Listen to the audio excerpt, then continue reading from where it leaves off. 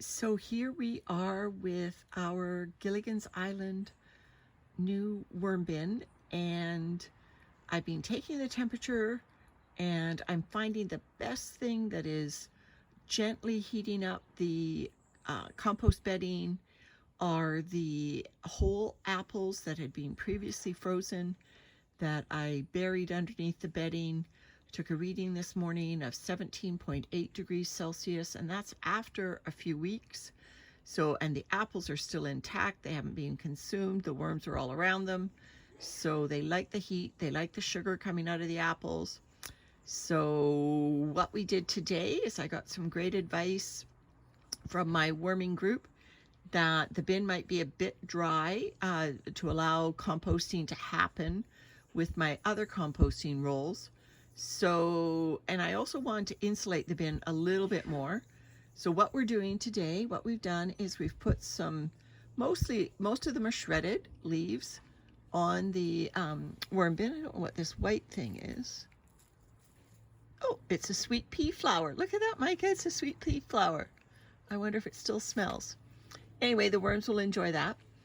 Anyway, we put some mostly shredded leaves that had been rained on last night.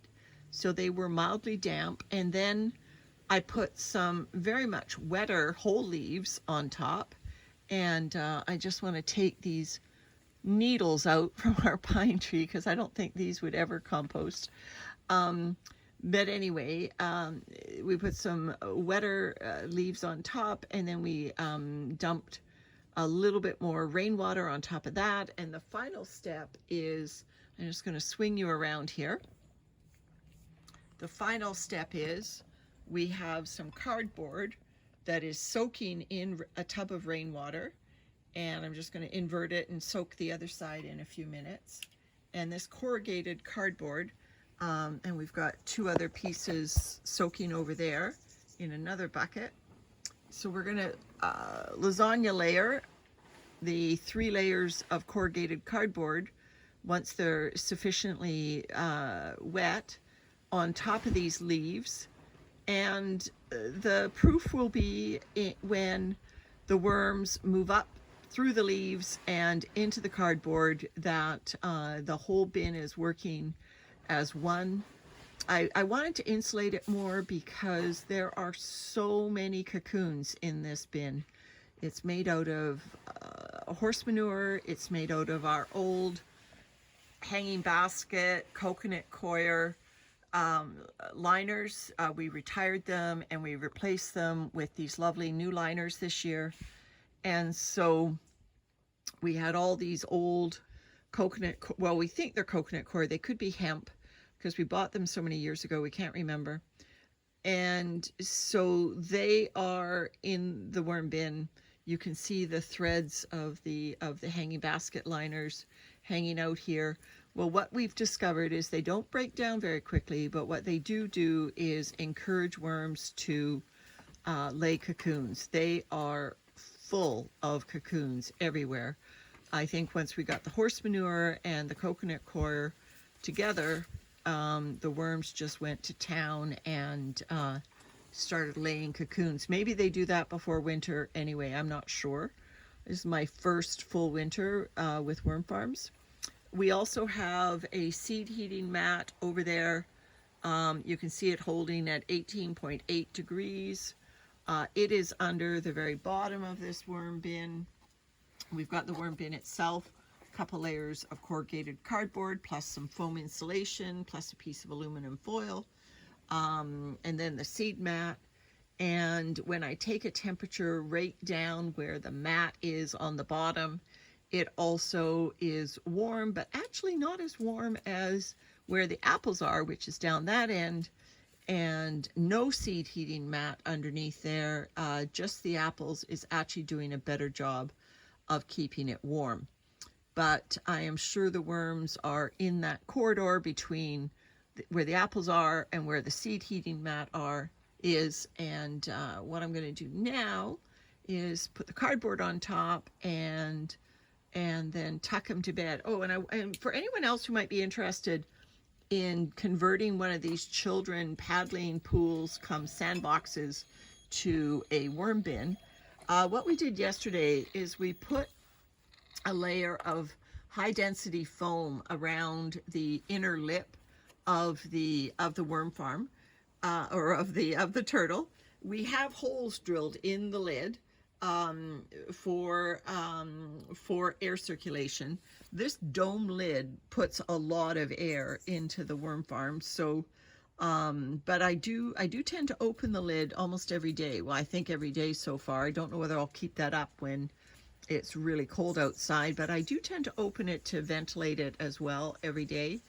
And what we noticed were, a few worms just go exploring, and they used to like go around here, not only up into the lid, which I wasn't so concerned about, but they would go around here and then they would start falling out. And we found a few that unfortunately, when the weather was warmer, had dried up and died until the rain started and this cardboard started getting moist. The worms would land on the cardboard and we would find them dried up. And so, I've told my granddaughter, worms need the moisture to breathe. And so it's not a happy sight when you see them just going for a bit of an explore. It wasn't a lot, but it was a few every day. And so what we thought is, by putting this high density foam, well, it was what we had. We would have used any foam. This foam around the outside edge, it did a couple of things. Not only has it stopped them, there wasn't a single worm in the lid or even in this channel here where we hot glued the foam in.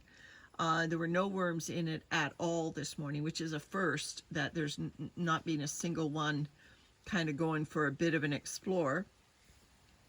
But it also, if you notice back here again, for anyone who's trying to do this, back here on the turtle itself, there are these raised bits. I guess there's, looks like there's 5 of them around the perimeter.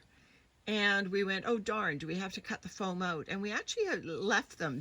So the foam comes along here. Because it's so high density, it kind of rises up and then falls down again. So that is another air channel coming into this worm bin. And we're actually quite pleased about that, because I'm worried that we didn't have enough air coming into this worm farm, and that will also allow circulation to come in. And that's good. It'll ventilate any of the off-gassing from any of the composting, and keep the worms happy without exposing them to the elements of winter.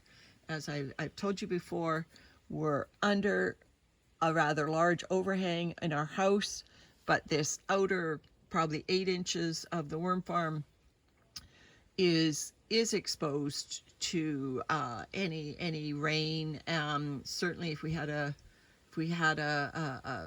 storm system come through, it's rare, but we have had rain that would hit the wall of our house. It's rare that we would have a driving rain like that, especially in that direction, but it could happen. And so we're not too worried about the worm farm getting too wet.